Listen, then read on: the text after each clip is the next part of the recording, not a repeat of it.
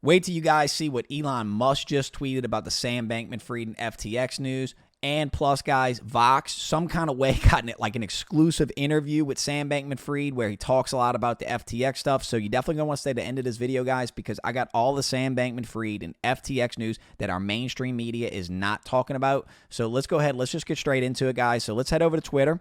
Let's head over to Twitter where Elon Musk just tweeted this today, guys. Coverage of the FTX meltdown is incomparably faster and better quality on Twitter than old school media. Coverage of the FTX meltdown is incomparably faster and better quality on Twitter than old school media. Guys, Elon's 100% correct. Shout out to the Twitter community and the crypto community for actually investigating this and doing what our mainstream media is not. Guys, by exposing us, we're going to force our mainstream media to cover this. But let's go head over to Vox, guys, because I want to show y'all this interview that they did with Sam Bankman-Fried recently. It's very, very disturbing. So I'll put the link to this article in the description of this video, but this is on Vox.com, and it says, Sam Bankman-Fried tries to explain himself, the fallen crypto CEO, and what went wrong, why he did what he did, and what lies he told along the way. So I'm not going to read the whole article, guys, but I want to point out to a couple screenshots from the interview and how disturbing they are. So check this out, guys. So this is the interviewer, and what the interviewer told him is, you said a lot of stuff about how you wanted to make regulations, just good ones. Was that pretty much just PR too? You said a lot of stuff about how you wanted to make regulations, just good ones. Was that pretty much just PR, public relations too? This was Sam's response. There's no one really out there making sure good things happen and bad things don't. Usually there's only one toggle, do more or do less. Yeah, just public relations. F regulators. They make everything worse. They don't protect customers at all. F regulators. They make everything worse. They don't protect customers at all. Guys, this is Sam Bankman-Fried's own words. He's talking about the SEC. So SEC, where's an investigation? FBI, where's an investigation? I mean, guys, this is the man's own words. I'll link this article, but it gets more disturbing, guys. It gets more disturbing. So let's go to the next part of the article, the interview. And so the interviewer told him this. You were really good at talking about ethics for someone who kind of saw it all as a game with winners and losers. And this is what Sam's response to that was. You're really good at talking about ethics for someone who kind of saw it all as a game with winners and losers. This was Sam's response. Yeah, I had to be. It's what reputations are made of to some extent. I feel bad for those who get effed by it. By this dumb game we woke Westerners play where we say all the right shibboleths and everyone likes us. So he said, I feel bad for those who get effed by it. By this dumb game we woke Westerners play where we say all the right shibboleths and so everyone likes us. So yeah, guys. So as y'all know, Sam was really big on virtue signaling.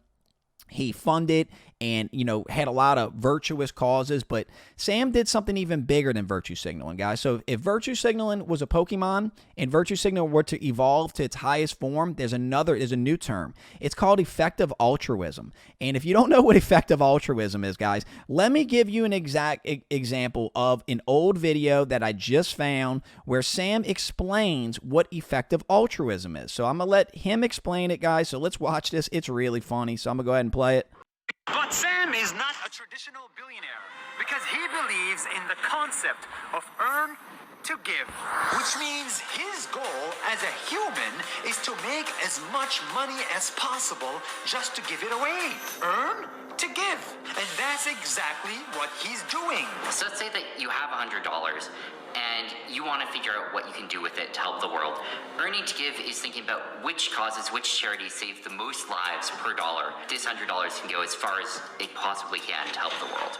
Last year, this 29-year-old guy donated $50 million. Next year, he's planning to donate $500 million a year. And next decade, he will probably give away more than $10 billion. The amount of good that you can do for the future of the world is really large, and it's way more than you can do to actually make yourself happy with anything like that amount of money. And he is funding everything you can think of. global warming, It's one of the biggest problems that we have to tackle together as a world. COVID-19 preparedness, We have to be ready for the next pandemic. neglected tropical diseases, More than 1 billion people suffer from them. We have to eliminate these diseases. and of course, animal welfare. Animals deserve to live just like we do. It's also why I'm vegan. Sam doesn't need the money to buy a Lamborghini or to buy a Rolex or to impress his friends. In fact, his car is a Toyota Corolla. Hold on. Where's your car? It's that one there. That's like what, a Toyota? Yeah, it's a Corolla. Why don't you buy a Lamborghini, man? I didn't have any particular need for one. He wants to get rich in order to impact the world and change it. Impact the world. Impact the world. Effective altruism. Drives a Corolla. Guys, the dude is a fraud. And how is the mainstream media? Why am I reporting on this and mainstream media is not showing this on CNN right now? Why is this guy not in jail? Guys, we got reports that he's actually been seen in the Bahamas and grocery stores. Just living life in a $40-something million mansion. Man, so all his virtue signal and effective altruism, it's all a fraud. It's all a fraud. Now, the next thing we want to get into, guys, check this out, guys. This is from the Associated Press. Tom Brady, Larry David, and other celebrities named in the FTX suit. So, guys, so the lawsuits are happening. Tom Brady was sponsored by FTX. Larry David did the FTX Super Bowl commercial. Steph Curry's involved in this. Guys, where are they at? Why are they not coming out, with all the people? Guys, think about how much of retail lost money. Think about how far this set crypto back. Think about how many people were hurt by this guy. And think about how many people called this guy a friend or how many people did business with this guy, and no one is calling him out on it. No one is, so they don't care about y'all. It's a big club, y'all, and we ain't in it. Frankly, that's what it is. So it gets more disturbing, guys. So this is from thechainsaw.com. And so this was FTX being used as a backdoor to short GameStop and Tesla stock. Now, guys, I can't prove this. But what they are alleging in this article is that through the FTT token that they can print infinite of, and because they had such a cozy relationship with regulators, that they were able to use this FTT token to short, GameStop, Tesla, whatever stocks they don't like, because they essentially had an infinite money glitch. Where was the SEC? Where, we've been talking about on this channel about, investigating the use of synthetic shares and the failed to delivers in the stock market and this profit for order flow, all these scams, and the SEC is complicit. They're not looking into it. You know why they're not looking into it, guys? Because this is their friends. Check this out, guys. From Bitcoin Magazine, Sam Bankman-Fried's hedge fund, Alameda, lent $3.3 billion to Sam Bankman-Fried himself. So, guys, he was using his sister company, Alameda Research. So he owns both of them, right?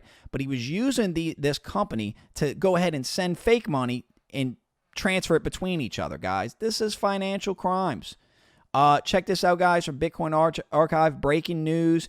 FTX CEO John Ray, who cleaned up the Enron mess, said he's never seen a failure of controls and compliance as bad as FTX. So you guys know all about the Enron financial crimes. They're saying that this is even bigger than this. And where's our mainstream media? Our mainstream media is complicit in all this, guys. It's disturbing. So again, guys, so this is from Reuters. Reuters said this: Sam Bankman-Fried did a financial system a favor. They're doing these fluff pieces, downplaying the extent of the damage that this man did. And check it out. Before FTX collapse, founder poured millions into pandemic prevention. Most of these initiatives have come to a sudden halt.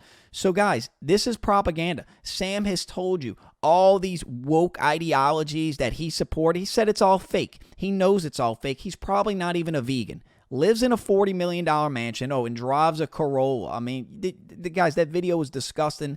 That video should be played on every mainstream, from Fox News to CNN. They should all be playing it to expose this guy, but nobody cares. Oh, guys, this is a juicy one. So Nancy Pelosi stock tracker tweeted this on 11:30. The New York Times was planning to host a live event with Sam Bankman-Fried, Vladimir Zelensky, the president of Ukraine, Larry Fink, the CEO of BlackRock, and the U.S. Treasury Janet Yellen as the main speakers. Guys, the cost to attend this, just a cool $2,400. I'm sure it was for raising more money for Ukraine. Like, we have to give them any more money. But I want you to look at this cast of characters, guys. I want you to look at this one. Janet Yellen. Janet Yellen, the U.S. Department of Treasury. I love Janet Yellen. Let me start by saying that, guys, I am the biggest fan of Janet Yellen. And here's another post where apparently Mark Zuckerberg, the founder, chairman, and CEO of Facebook, it's called Meta now. So, guys, this was on November 30th. I'm going to have to reach out to see if we can still attend this event, guys, because I'd love to go. I'd love to go. You know, I'd love to go meet, Vladimir Zelensky. I'd love to go meet Sam. But Janet Yellen's the one who I love the most, guys. But because let me remind you what Janet Yellen said. Let's go to this Yahoo News article. They think we have like the memory of a moth or something. So Janet Yellen regrets deeming inflation as transitory, ups to unacceptable, how she suggests Congress can help. So U.S. Treasury Secretary Janet Yellen, who not too long ago called inflation transitory problem that will eventually work its way out. Keep in mind, guys, this is the U.S. Department of Treasury. So inflation that is affecting every American right now that doesn't seem to be going anywhere.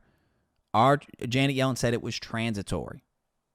She should resign, be fired. There should be something, guys, because I'm just losing hope, guys. I'm losing hope in all of our political leaders, right and left. I'm definitely I've lost all hope in mainstream media. I mean, guys, and then frankly, I'm losing hope in our judicial system because, guys, if this dude don't go to jail, then there's no justice. There's no justice anymore, guys. This is unacceptable. Now, check this out, guys. Can't even make this up. So it looks like there will be having an investigation. So this just broke. The chairman, Maxine Waters, the ranking member, Patrick McHenry, announced in December a hearing to investigate the FTX collapse. Also, too, guys, so Maxine Waters announced this hearing. Here's a picture of Maxine Waters with Sam Bankman-Fried. Guys, I will keep hope. I will keep hope that he'll go to jail, that this hearing will uncover some of the stuff we talk about in this channel. But guys, does it not just seem like, hey, we investigated ourselves and we found that we've done nothing wrong? That's unfortunately what I think that's going to happen. But all right, guys, so I want to end this show on some good news. And look, if you made it this far in the video, thank you so much for watching, guys. Please like this video. Please drop me, any kind of comment in the comments, guys. It helps with the algorithm, helps get these videos out to more people because we need to bring more exposure to this, guys, because if you're in the crypto world, if you're in the financial world, we need justice, guys, because people are losing faith, not just in the crypto industry. People are losing faith in the stock market because of corruption like this, guys. And if these financial criminals are not held accountable, then people are just going to stop investing at all, guys, and it's going to just hamper innovation. So check this out, article from CoinDesk, guys. El Salvador President Nayib Bukele encouraged Justin's son to buy 1 Bitcoin every day. Bukele and son commit to buy Bitcoin 1 day every day starting from Thursday amid fears of the crypto exchange FTX recent collapse would prolong the ongoing crypto winter. So big fan of Bukele, big fan of what El Salvador is doing. I believe El Salvador is going to be a case study for the rest of the world for adopting Bitcoin and in embracing Bitcoin technology and the ability to have full decentralization and money that's not confiscatable. So again, guys, El Salvador is the case study for freedom in the world, I believe. So definitely want to support El Salvador and definitely want to support this, guys, because he's putting his money where his mouth is. And again, I do agree with them that because of this collapse, we are going to see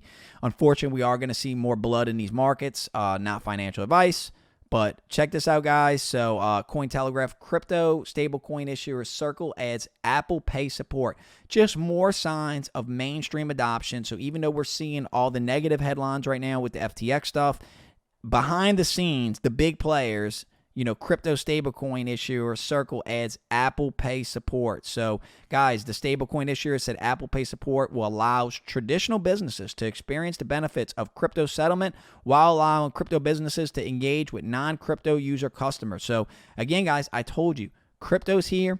You're all going to be using it. Businesses are going to be accepting it. It's coming, guys. It's coming. This FTX stuff did set us back, though, and it did in the public relation world. It did hurt us, but that's why I'm doing videos like this, guys, to try to get everybody up to speed on what's really going on. Good news, too, guys. This is from Yahoo. and Reuters, I'm sorry, Binance to relaunch bid to buy bankrupt Voyager Digital. So as you know, guys, I was a customer of Voyager, didn't have a ton of money on there. I know a lot of you watching this are customers of Voyager. Terrible, terrible, terrible thing that happened. Again, guys, don't be mad at YouTubers. Don't be mad at the crypto industry. Be mad at your government and the SEC for allowing these bad actors to do stuff like this.